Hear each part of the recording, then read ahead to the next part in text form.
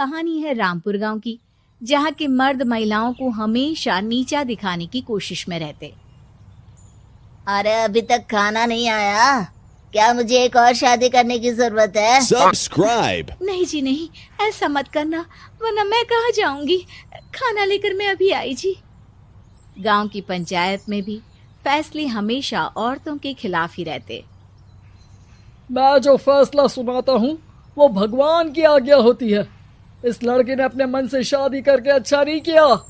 लड़के को घर भेज दो और इसकी शादी इसकी जाति की किसी लड़के से करवा दो। लेकिन ये लड़के, इसे तो गांव के बाहर निकाल दो। नहीं नहीं जमींदार साहब, ये क्या बोल रहे हैं? ऐसा नहीं हो सकता। मेरी बेटी मासूम है, इसे अच्छे बुरे की समझ नहीं है। अरे कहाँ जाएगी ये बेचारी? कहाँ जाएगी? इतनी चिंता है तो पूरे परिवार का गांव निकाला कर देते हैं। बेचारे पूरे बसे बसाए परिवार को गांव छोड़ना पड़ता है। चाहे जो हो, अगर बेटियों को कंट्रोल नहीं कर सकते तो गांव में रहने का कोई मतलब नहीं है। यहाँ औरतों को दब कर रहना होगा। कोई भी अपने हिसाब से कुछ नहीं कर सकता, सब ईश्वर की मर्जी से ही होगा। तभी गांव का एक आदमी दौड़ा दौड़ा आता है। सरपंच साहब, जमींदार साहब, वो कालिया है ना, उसकी बेटी पढ़ने के लिए शहर जा रही है। अच्छा, ये कब हो गया? और कालिया की हिम्मत कैसे हो गई ऐसा करने की? लेकर आओ उसे और उसकी बेटी को। बस फिर क्या था, हाजिर हो जाते हैं कालिया और उसकी बेटी सरपंच के सामने। अरे कालिया, ये क्या सुनने में आ रहा है? बेटी को इंजीनियर बना रहा है तू? और ये बता, गांव में तो स्कूल नहीं है, फिर कहां से इतनी क्लास पास कर गई तेरी बेटी? राधा, जो कि कालिया की बेटी है, उसे लगता है कि सरपंच उसकी तारीफ कर रहे हैं। सरपंच जी, मैंने ऑनलाइन पढ़ाई की है, डिस्टेंस लर्निंग से। सभी में मैंने अच्छे नंबर पाए हैं, जिसे देखते हुए शहर की इंजीनियरिंग कॉलेज में मुझे स्कॉलरशिप मिली है। वाह जी वाह, क्या होती है ये? पहले तो ये बताओ, फिर आगे की बात करते हैं। पूरा गांव राधा की बात सुन रहा था और राधा बोलती जा रही थी। तो ऐसे मैं फ्री में एक अच्छी शिक्षा लेकर गांव में जो कुछ परेशानियां हैं, जैसे बिजली, पानी और इंटरनेट जैसी समस्याओं के लिए काम करूंगी।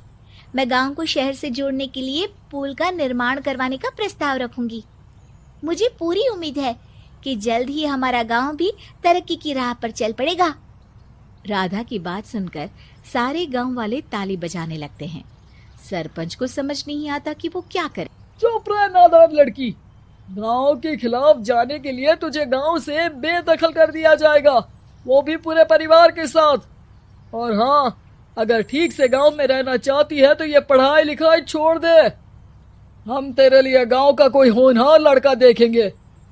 तभी गांव का एक आदमी बोल पड़ता है। अरे नहीं नहीं सरपंच जी, राधा बिटिया जो बता रही है, अगर वैसा हो जाए तो हम लोगों को पैसा कमाने के लिए बाहर नहीं जाना पड़ेगा। हाँ जी, और ना ही कोसों दूर पानी के लिए भटकना पड़ेगा। हमारे बच्चे भी अच्छी पढ़ाई कर सकेंगे और आगे बढ़ेंगे, ना कि हमारी तरह खेती करते बैठेंगे। क्यों गांव वालों, राधा बिटिया का साथ देना चाहिए ना। सरपंच देखता है कि गांव राधा के साथ है तो वो चुप हो जाता है। वो घर आकर अपने सलाहकार से बात करता है, जो बहुत ही चालाक किस्म का इंसान होता है।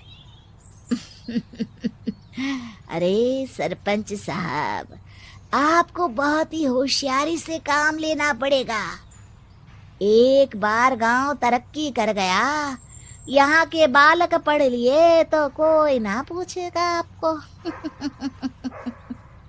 और फिर ये जो बेटा और बेटी है ना आपके, इनको भी आम लोगों की तरह ही जीवन जीना होगा। हाँ, लेकिन करे तो क्या करे? वो ना आप मुझ पर छोड़ दीजिए, बस मैं जैसा बोलूं करते जाइए। अगले रोज सुबह जब गांव वाले सोकर उठते हैं तो राधा के घर के बाहर और साथ ही वो लोग जिन्होंने राधा का सपोर्ट किया था, उनके घर के आगे लाल रंग से कल आऊंगी लिखा होता है। कल आऊंगी, यह क्या होता है? अरे यह तो खून से लिखा है, लगता है कोई भूत प्रेत या चुड़ैल का साया है। चलो सरपंच जी के पास चलते हैं। सभी सरपंच के पास जाकर उसे सारी बात बताते हैं। अरे ये तो बड़ी मुश्किल की बात है। चलो मैं एक बाबा को जानता हूँ, उन्हें बुला लेता हूँ।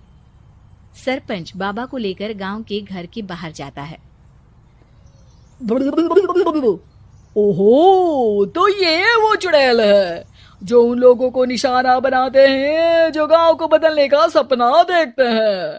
वो गांव को ऐसे ही संपन्न देखना चाहती है, वो नहीं चाहती कि कोई बाहरी यहाँ का कायाकल्प करे। क्या तुम लोगों में से किसी ने गांव को बदलने की सोच रखी है? तभी राधा की माँ रोते रोते आती है। मेरी राधा घर से गायब हो गई है। अरे कोई तो बचाओ, मेरी बच्ची कहाँ गई?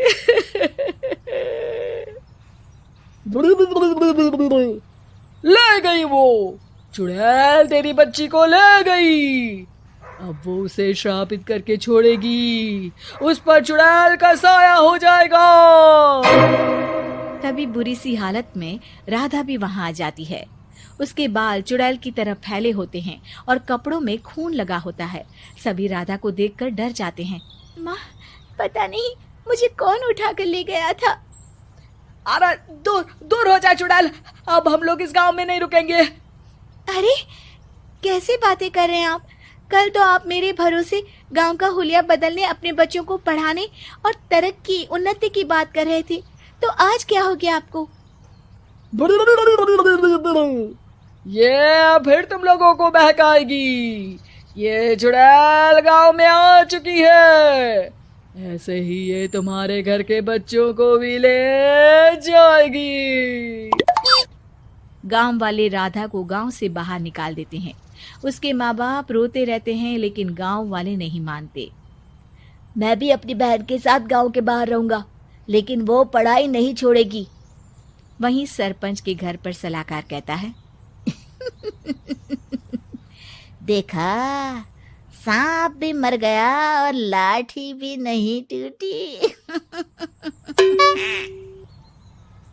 लेकिन अगले ही दिन सरपंच के घर के बाहर भी वही शब्द लिखे होते हैं। और फिर सरपंच की बीवी कहती है, हमारी बेटी को किसी ने अगवा कर लिया है। तभी राधा का भाई वहां आ जाता है। अरे गांव वालों, मैंने सरपंच जी की बेटी को देखा था। वो चुड़ैल उसे उठाकर ले जा रही थी। अरे क्या मजाक कर रहे हो? नहीं नहीं सरपंच जी, आप नहीं जानते। वो चुड़ैल अब आपकी बेटी में आ जाएगी, जैसे राधा के अंदर आ गई थी। तभी सरपंच की बेटी वैसी ही हालत में वहां आती है जैसे राधा आई थी। पापा, पता नहीं कैसे मैं गायब हो गई थी। चुड़ैल, इसके अंदर भी चुड़ैल का साया है, मारो इसे। अरे नहीं नहीं, इसे भी राधा के पास गांव के बाहर ही भेज दो। अरे चुप रहो, मेरी बेटी कहीं नहीं जाएगी और चुड़ैल वुड़ैल कुछ नहीं होता है। अरे कैसे बात कर रहे हो सरपंच जी? आप तो बोल रहे थे कि आपका फैसला भगवान का ज्ञान होता है, तो अपने पर बात आई तो अब आप ऐसे बोल रहे हैं। अरे ना ना ना, आपको अपनी बेटी को त्यागना ही होगा। अरे बुलाओ बाबा को। राधा का भाई बाबा को ले आता है, जिसे अब गांव वालों के डर के कारण सच बोलना पड़ता है। मैं कोई बाबा नहीं हूँ, मैं तो मोची था। ये सलाहकार महोदय ने मुझे कहा था एक्टिंग करने को। अब वो मुझे पैसे देने वाले हैं। अब मुझे माफ कर दो। गलती हो गई, मुझे माफ कर दो। तभी वहां राधा आ जाती है। देखा सरपंच जी, जब गांव के बच्चे साक्षर होंगे तो आप जैसे लोगों की चालाकी नहीं चलेगी।